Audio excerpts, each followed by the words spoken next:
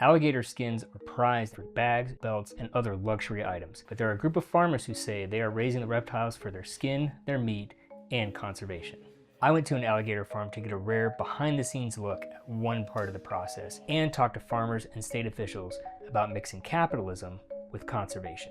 Back in the 70s, American alligators were put on the endangered species list.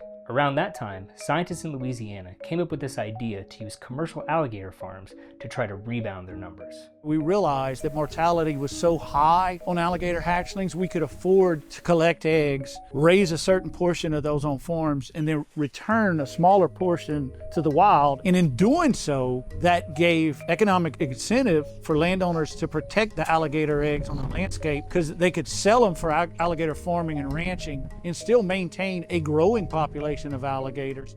Alligators were taken off the endangered species list by the late 80s, but the industry has remained. Louisiana says it produces around 400,000 farmed alligators every year. At this operation, they showed us yellow tracking bands used to trace every skin, where it comes from, and where it ends up.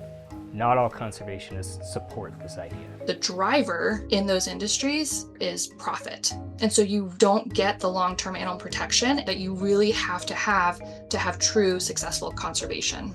These wetlands, these alligators, all the animals that are associated with it, has to have some kind of a monetary value. Otherwise, people just forget about them.